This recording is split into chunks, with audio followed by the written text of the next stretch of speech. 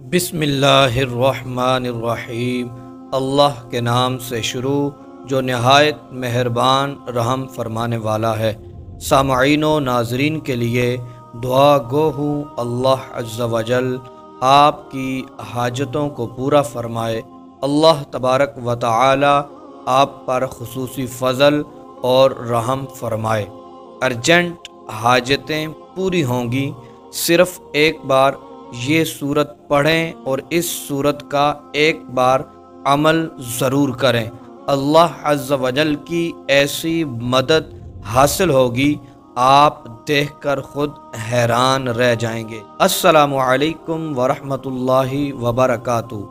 जी हाँ मोहतरम नाजरीन, आज एक कुरान पाक की सूरत का वजीफ़ा लेकर आपकी बारगाह में हाज़िर हुआ हूँ। मोहतरम दोस्तों, इस सूरत का आपने सिर्फ एक बार अमल करना है। तो मोहतरम दोस्तों, जब ये सूरत का अमल आप करेंगे, इंशाअल्लाह अज़्ज़ा वजल आपकी जो भी अर्जेंट हाजत होगी वो पूरी हो जाएगी।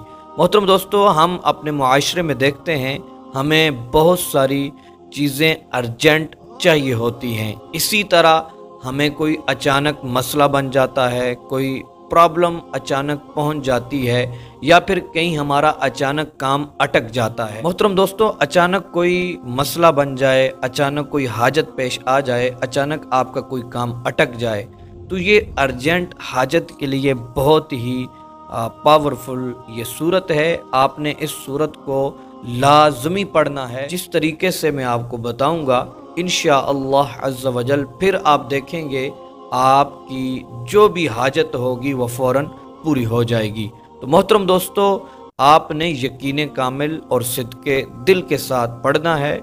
शर्त ये है कि आप इसी तरह पढ़ें। अगर आपको शक होगा तो फिर ये असर नहीं करेगा।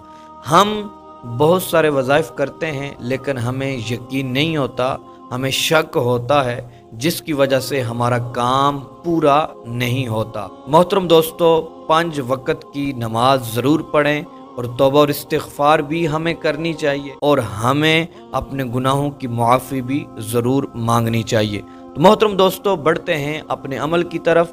आपके साथ जब भी कोई ऐसा मसला दरपेश आ जाए अचानक, या फिर इसके अलावा भी आपको कोई चीज़ चाहिए, उसके लिए मोहतरम दोस्तों आपने फजर की नमाज पढ़नी है।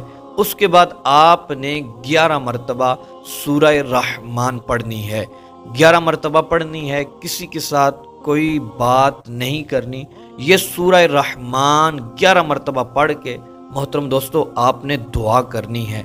आप यकीन माने, बुजुर्गान दीन फरमाते हैं कि जो शख्स इस तरह सूरह रहमान 11 मरतबा पढ़ के जो भी दुआ मांगता है, उसकी दुआ फ़ौरन कबूल हो जाती है।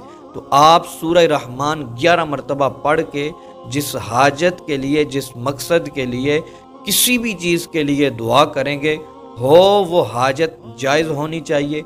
इंशाअल्लाह अज़्ज़ा वजल वो फ़ौरन आपकी हाजत पूरी हो जाएगी। आपकी दुआ फ़ौरन अल्लाह तबारक व तआला की बारगाह में कबूल हो जाएगी।